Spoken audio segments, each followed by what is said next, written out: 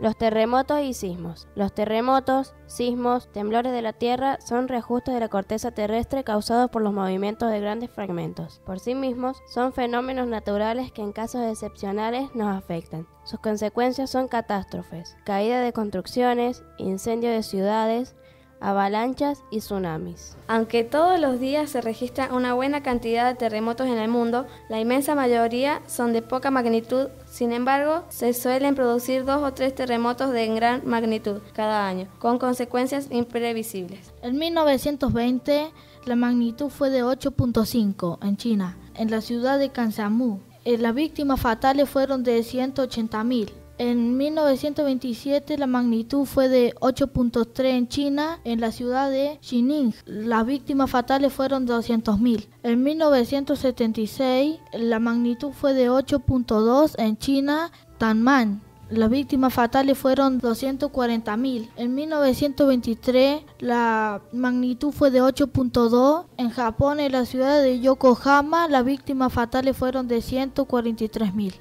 Las placas de la corteza terrestre están sometidas a tensiones. En la zona de roce falla.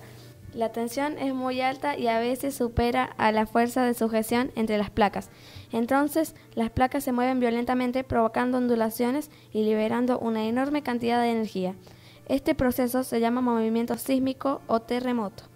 La intensidad o magnitud de un sismo en la escala de Richter representa la energía liberada y se mide en forma logarítmica. De 1 a 9, la ciencia que estudia los sismos es la sismología y los científicos que la practican sismólogos. La estadística sobre los sismos a través de la historia es más bien pobre. Se tiene información de desastres desde hace más de 3.000 años. Pero además de ser incompleta, los instrumentos de precisión para registrar sismos datan de principios del siglo XX y la escala de Richter fue ideada en 1935. Un terremoto de gran magnitud puede afectar más la superficie terrestre si el epifoco u origen del mismo se encuentra a menor profundidad.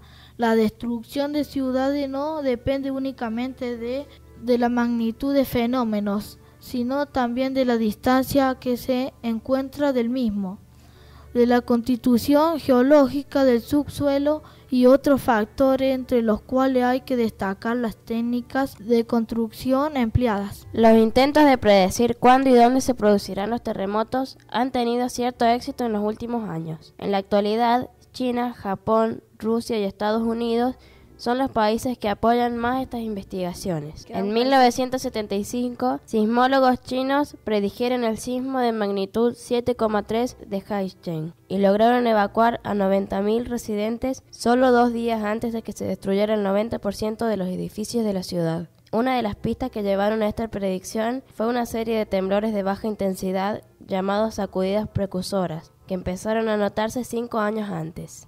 Otras pistas potenciales son la inclinación o el pandeo de las superficies de la Tierra y los cambios en el campo magnético terrestre, en los niveles de agua de pozos e incluso en el comportamiento de los animales. También hay un nuevo método en el estudio basado en la medida del cambio de las tensiones sobre la corteza terrestre. Basándose en estos métodos, es posible pronosticar muchos terremotos, aunque estas predicciones no sean siempre acertadas. El último terremoto cerca de nuestra zona se registró a mediados de este mes, teniendo como epicentro al país lindero Chile, con una magnitud de 8,4 en la escala de Richter. Este terremoto registró pocas víctimas fatales. Este fuerte movimiento sísmico lo pudimos sentir en nuestra provincia, como un sismo que duró apenas unos minutos, pero nos asustó bastante, ya que en nuestra provincia no se han registrado grandes movimientos de las placas tectónicas a lo largo de la historia.